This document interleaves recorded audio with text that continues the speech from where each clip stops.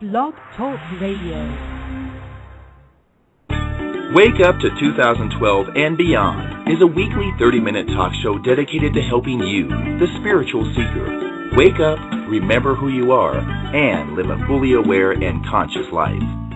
Hosted by Lorna Blake, a spiritual seeker and teacher, this show features guests who inspire and empower you to be your divine, magnificent self and to prepare for the 2012 dimensional shift. You'll get the information, inspiration, and motivation to take your next steps towards spiritual transformation. Get ready for an enlightening experience. Now, here's Lorna Blake. Greetings, spiritual seekers. Welcome to the very first Wake Up Call 2012 and Beyond. I'm your host, Lorna Blake, Life Empowerment Specialist and Spiritual Teacher, and I'm joining you live from Cheonan, South Korea today. I'm so excited I don't have words to describe it. And our very special guest for this first show is Nancy Detweiler. But before I tell you about Nancy, I just have to acknowledge that I recognize myself as a messenger for this time. I'm here on the planet right now to bring more love, light, and consciousness. And as I learn new truths, I sense that it is my responsibility to hold space for other people to learn. Now, what was it? 2.5 months ago, I learned for the first time about Ascension 2012. I mean, I've been hearing about things happening in 2012 and this shift and all of that, but the first time that I actually got inspired to do research. And I'm so thrilled about what that means for all of us who seek a better world.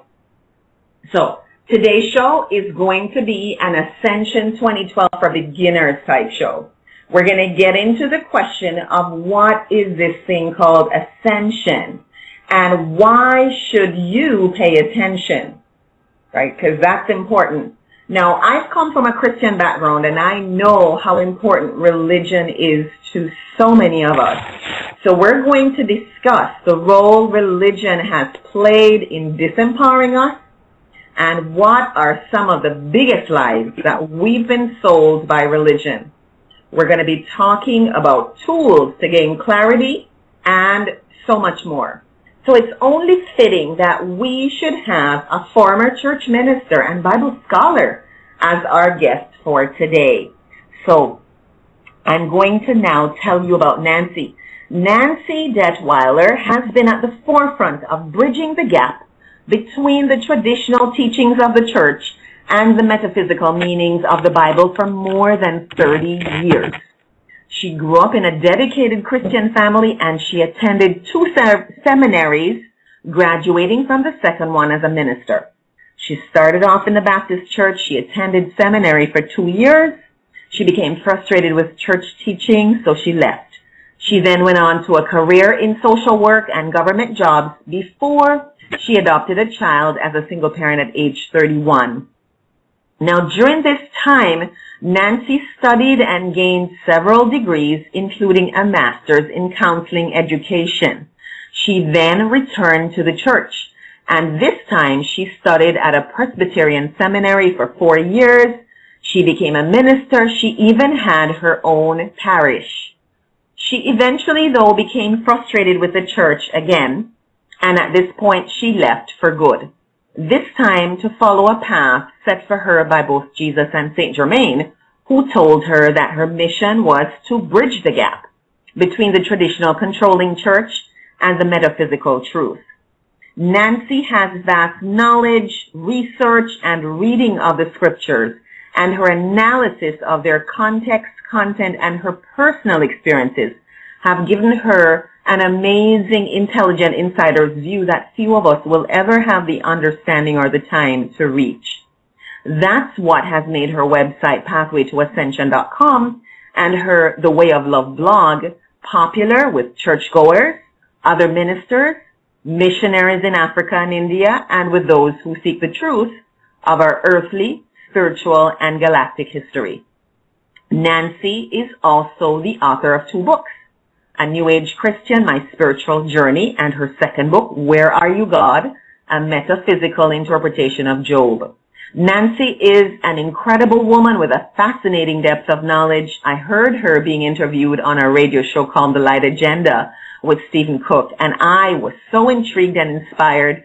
I contacted her, and she promptly agreed to be a guest on the show. So it is my absolute pleasure and honor to welcome Nancy Detweiler to the Wake Up Call 2012 and beyond. Nancy, welcome to the call. Thank you. It is absolutely exciting to have you, and I know that it is 9 a.m. or a little bit after 9 your time, so I just want to thank you for, agreeing to this interview at this early hour of the morning for you. Well, I am awake. That is fantastic, and as we go through, I'm sure there is so much that you'll be able to help people with. So Nancy, when I started off talking about you, I noticed that you experienced frustration with church teachings, and I come from a Christian background as well, and I would have to say that didn't happen for me until I went to social work school. That was my late 20s, late 20s going into my 30s that I started to experience that after being in the church for many years. So at what age did you first start to experience frustration with church teaching? I realized even as a child that I was going to Sunday school and they were saying God is love. I would go to the worship service and they would say, if you don't believe in Jesus, you're going to hell and you're going to burn for eternity. So I was horrified over that.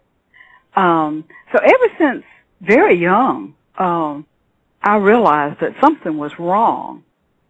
But that's not to say that I didn't go on and really enjoy being in the church, because I did, and it meant a great deal to me. What's fascinating about what you're saying is that I also experienced what I would consider fear of God in my early years. I didn't quite understand it the way you did. I mean, you started off real early recognizing that, there's something wrong with this. I just thought it was about me.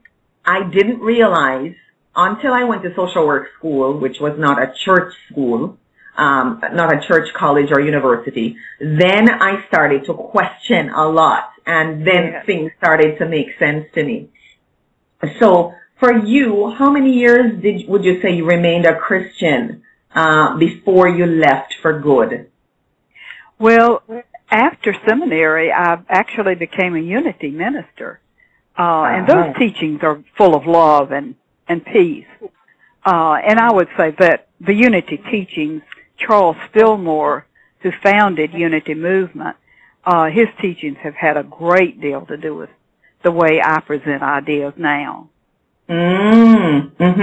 So then being a unity minister then is somewhat different from being a minister, say, in a Presbyterian church or there's no creed or there's no standard beliefs. You never hear, oh, you can't believe that.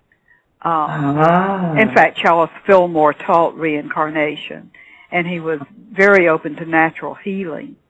So it's a very different kind of church, and yet you would say that you were following the teachings of Jesus. It is considered a Christian church. Fascinating how that all works. Well, and Unity is a good church to bridge the gap, too. Many people who start questioning what they're hearing in traditional church will go to a Unity church. I see. And find what they're really wanting there. So I recommend Unity. Fascinating. So would you say then, Nancy, that in a Unity church they would be talking about ascension at this point? I don't think they are. And I haven't been to a Unity church in years, but I don't think they're talking about it. I know that I have Unity people reading what I'm writing. Okay, but what you're saying is it's a good bridging gap for people who are questioning and querying as they begin their search or as they pursue their search for greater meaning well, what and it's focused on love. The teachings are love and light, so that you're not having to wonder about, well, if God is love, why did that happen? It's just a more positive approach to life, I think. So it sounds like it. So I'm glad that you mentioned that. So, Nancy, when did you first learn about ascension? You know, I've been trying to remember. I don't remember. Because I've had my Bridging the Gap Ministry Pathway to Ascension website now for 11 years, and I can't remember when I didn't know about it. So, So it was way before that? Would you say it was before you left the church? Well, I started studying metaphysics, which are much deeper spiritual teaching in late 1960s. So I must have just read about ascension back then and just accepted it and never thought any more about it. Because I cannot remember a particular point at which I learned about ascension. Wow, that is amazing, amazing. So, Nancy, there may be people listening right now or listening to the replay who might say, well, why should I give this idea of ascension any credence? What is that anyway? What is all this hoopla, people might say? When I asked that question, and I was asking for spiritual guidance, and I had never thought of this before. Let me read 1 Corinthians 13. For we know only in part, but when the complete comes, the partial will come to an end. When I was a child, I spoke like a child. I thought like a child. I reasoned like a child. When I became an adult, I put an end to childish ways. For now we see in a mirror dimly, but then we will see face to face. Now I know only in part. Then I will know fully, even as I have been fully known. And that just sends chills over me because that's a very familiar passage. It is for me as about well. ascension. Is it? Wow.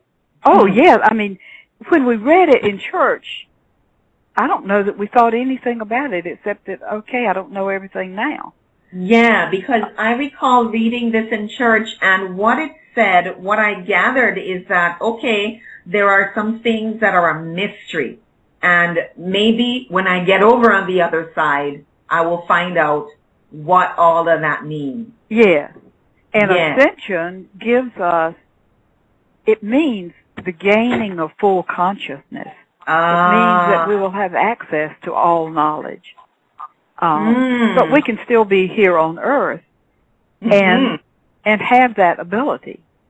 That is a wonderful definition. So you're saying ascension means the gaining of full consciousness, having access to all knowledge. Right. And then when we have full consciousness, we'll understand, but we will have moved to the fifth dimension, which is a dimension of all light and love.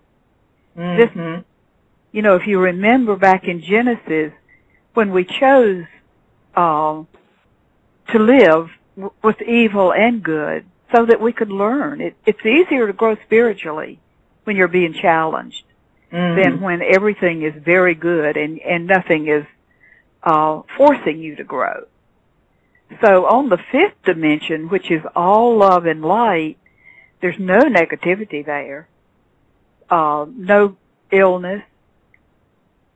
So that is ascension. We're just moving to a plane where we no longer grow by being challenged, but we're growing in light and love, and we continue to grow for eons. Great. So what you're talking about here is you're talking about the fifth dimension, and for people who are new to the idea of ascension, living in this human time frame, they may have, they may be grappling with this thought. What do you mean fifth dimension? So maybe you could speak to that a little bit in terms of what does it mean to to how would you say this is going to happen? So ascension is us becoming more conscious. How do we go from where we are now to that fifth dimension? I think we're doing it now. If you look at the world, people are beginning to demand peace. They're becoming conscious of there's a way to live without fighting each other all the time. We're showing a lot of love. And if you look inside yourself, you'll begin to realize that you are changing. Yes. You are becoming more loving, or you're looking at a challenge that years ago may have really upset you, and you're just saying, okay. I think it's a very gradual process, and I think it can also be a sudden process. Like the having of an epiphany, when we just all of a sudden understand, and we can't even explain why we understand it. We jump from one place to the other. So this is fascinating, Nancy, and I will share with you. So you're saying that you're in your understanding, ascension is actually taking place even right now, because as we look around in our world, we are seeing people demonstrating a lot of love. There are things that people are no longer prepared to put up with. They're saying we want something new, and they're co-creating a new reality. And you're saying that even as we look inside of ourselves, we can actually recognize that we are changing. And I can say that I've seen that in myself. But I also want to ask you, because even as, I can see that occurring in myself, and certainly around me I see changes, I also see what continues to be, a lot of drama and craziness. And so I wonder if you are of the opinion that we are living in two parallel worlds. How would you explain that? Because I think for some people who are new to this idea, it may be a little confusing. How is that we're changing, we're evolving, but still there's a lot of drama and what may seem like chaos and confusion in the process? We're actually, Earth itself, the planet, is ascending to fifth dimension. We're presently finishing up on the third dimension, which is the plane of duality, good and evil. And what we're doing right at this moment is, how when you have a sore, you've got to bring the pus out in order for it to heal. And so what's happening right now is all the evil and all the hatred is it's spilling out everywhere. But it will not continue. People are waking up and saying, hey, there's a better way. And we're also traveling more internationally. And what you learn as you go to any country and talk to the people, you love them. You don't want to kill them.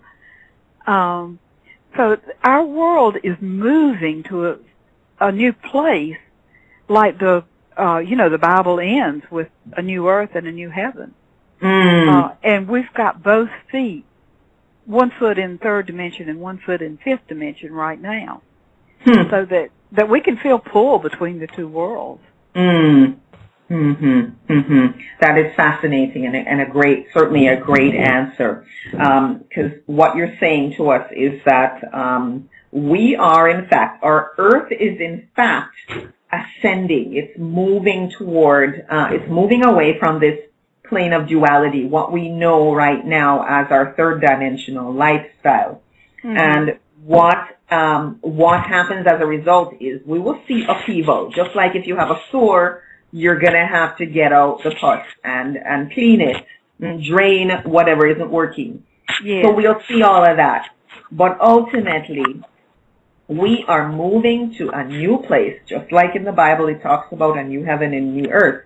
And so right now, though, we've got both feet out there, one foot in the third and the other in the fifth. So great. So Nancy, how are we able to pinpoint an actual date? Because there's a lot of talk out there about December 21st, 2012. Yes, and that, creation is based on mathematics. That's fantastic.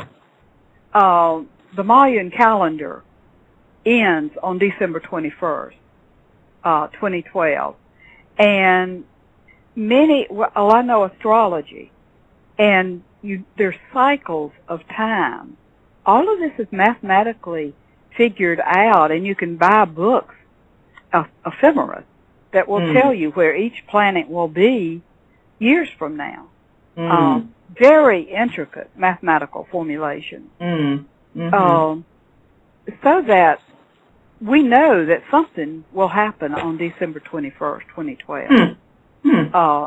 And what metaphysics is teaching is that we are ascending to a higher dimension.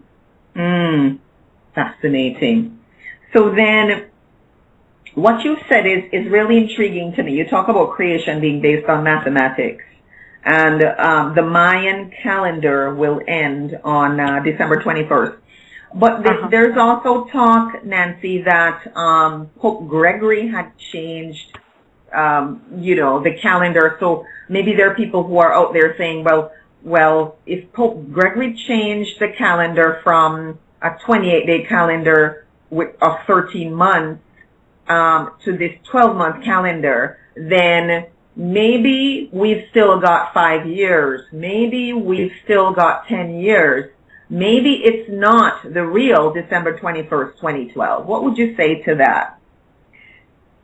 I use astrology there, and, just like we know that one year is going to end and another will start. And one example that I really like to use about what will happen on December 21st is if you think in terms of New Year's Eve and how somehow we feel a sense of a new beginning at the end of 1 year, and you multiply that, we're ending a cycle of 26,000 years, also a cycle of 5,000 years, a cycle of 2,000 years on December 21st. And this is all mathematical formulation that has nothing to do with calendars.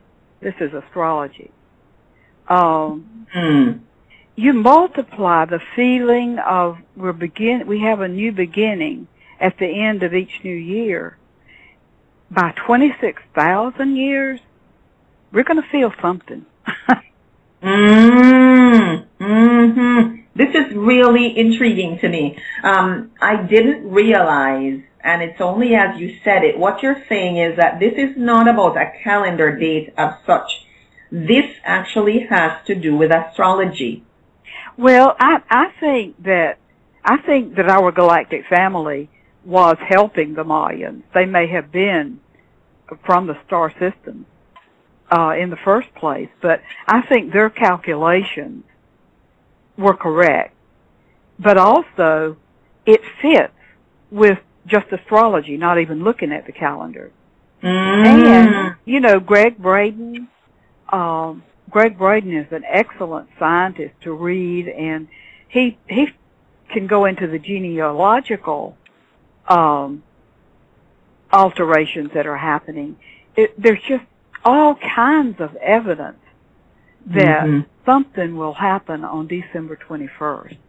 Whoa, did you catch that? Nancy said there's lots of evidence pointing to something happening on or around December 21st, 2012. And if enough of us believe something's going to happen, something will. Now, whether or not you believe something negative is going to happen or something positive is up to you. But what I want to suggest is that we let go off of the fear of something catastrophic happening. I believe that something exciting and wonderful is in store for us. It's the end of the world for the people who've been doing evil on the planet for thousands of years, because it's going to bring an end to the chaos and the mayhem and the confusion they've perpetrated. But it's the beginning of a new age for the rest of us. And I want to say that's all the time we've got for today. I want you to tune in again next week when Nancy is going to help us understand what we can do to prepare for this exciting time. She'll tell us why very few of us are aware of our positive qualities and what to do to recognize your positive qualities. She also gets into your natal chart and why it's important to you. You can't afford to miss next week's show because there's so much more in store. And so I just want to say thank you to Nancy for being such a great guest today. I want to thank you, our listeners, for joining us. And big thanks to Ryan Sequeira for our show production. That's all we've got for today. Many blessings. Recognize yourself. You are magnificent, and I believe in you. I love you. I bless the greatness that's within you. Take care of yourself. Have a great week. Bye for now.